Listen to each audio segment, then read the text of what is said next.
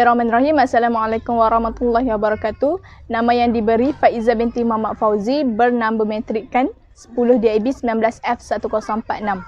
Okey, tajuk yang kami ingin bentangkan ialah jelaskan dalil daripada Al-Quran dan hadis yang membicarakan tentang keutamaan niat dalam perbuatan amalan manusia.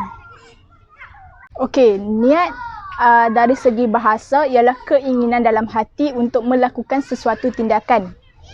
Dari segi istilah pula, Imam Nawawi ada mengatakan bahawa niat adalah bermaksud untuk melakukan sesuatu dan bertekad bulat untuk mengerjakannya. Rasulullah SAW menyatakan niat merupakan penentu pahala sesebuah perbuatan. Jika niat seseorang itu kerana Allah, maka pahalanya akan datang dari Allah. Contohnya ialah seseorang memberi sedekah kerana Allah, maka pahalanya maka seseorang itu akan mendapatkan pahala dan rahmat daripada Allah. Jika niatnya bukan kerana Allah atau disertai dengan niat yang lain untuk menunjuk-nunjuk, maka Allah tidak akan menerima amalan itu sebagai ibadah dan orang itu akan melakukan perkara tersebut dengan hanya sia-sia. Secara mudahnya, niat adalah ukuran dalam menilai tentang sesuatu perbuatan. Jika niat seseorang itu benar, maka perbuatan itu akan benar. Seperti contoh yang saya berikan tadi. Dan jika niatnya buruk, maka perbuatan itu pun akan buruk juga. Nama saya Saratul Saadah binti Zulkifli. Matric number 10 DIB 19F1004. Okey, dalam kitab 40, dalam buku hadis 40 Imam Nawawi, hadis yang pertama menceritakan tentang niat. Jadi antara kepentingan hadis ini adalah ia menjadi paksi kepada putaran Islam dan asas kepada Islam. Kebanyakan hukum hakam Islam berlandaskan kepada hadis ini. Okey, kita lihat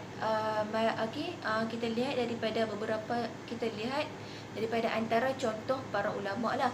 Okey, macam dekat contoh ni, dia kata Imam Abu Dawud.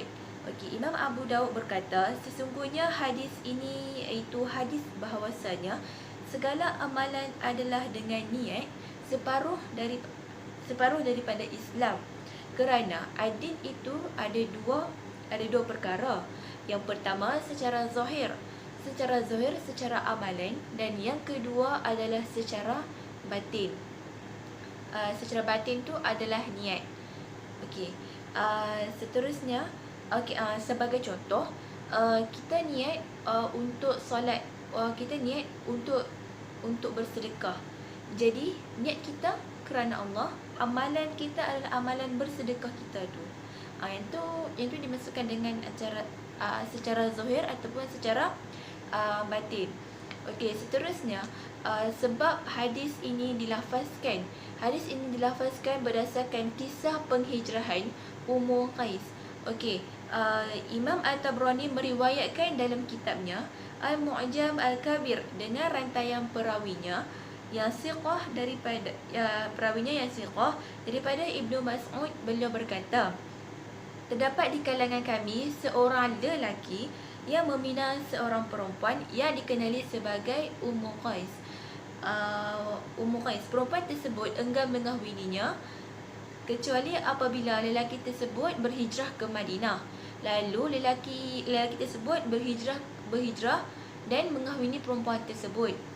Maka kami menamakan sebagai penghijrahan Ummu Qais. Okey, lelaki ni dia berhijrah ke Madinah dengan niat dia untuk mengahwini perempuan tersebut. Jadi dia dapat mengahwini dengan perempuan tersebut. Kalau kita niat kerana Allah, ikhlas kerana Allah, kita akan dapat ganjaran pahala daripada Allah Subhanahu Wa Taala. Nama saya Nohanani binti Muhammad Azlan, nombor kad matrik ialah 10 DIB 19F1014. Ikhlas adalah salah satu daripada amalan hati. Ikhlas ialah melakukan sesuatu perkara untuk mencari keredaan Allah, bukan dengan tujuan lain. Contohnya, keinginan hawa nafsu, kedudukan, pangkat, untuk mendapat pujian-pujian. Okey, orang yang ikhlas ialah melakukan kerja untuk takharub, iaitu mendekatkan diri dengan Allah. Pentingnya ikhlas sangatlah penting dan sangat berkait rapat dengan niat. Antara kepentingan ikhlas dan niat asas bagi iman dan Islam serta merupakan pemisahan antara amalan atau kerja yang diterima oleh Allah atau tidak. Contohnya, apabila mendirikan solat atau melakukan kerana Allah akan diganjarankan pahala. Apabila melakukan tanpa niat akan merupakan amalan yang sia-sia. Akhir sekali, golongan mukmin akan terhindar daripada perkara-perkara yang negatif dan Allah akan mengurniakan ketenangan dan ketenteraman hatinya.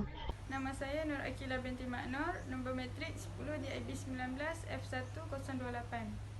Okey, kita teruskan lagi dengan waktu niat dan tempatnya. Okey, waktu niat ni niat selalu kita buat sebelum kita memulakan ibadah. Contoh dia, sebelum kita solat, kita akan niat untuk menunaikan solat.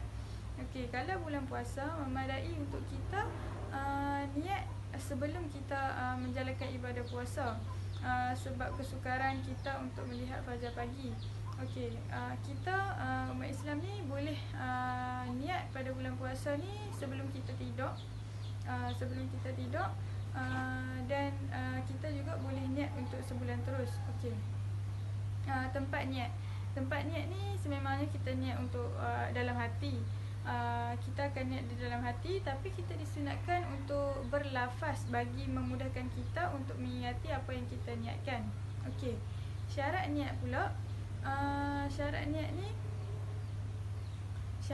ni adalah untuk membezakan apa yang kita niatkan dengan perkara-perkara lain.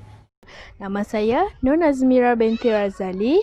Nama matrik ialah 10 DIB 19 F1214.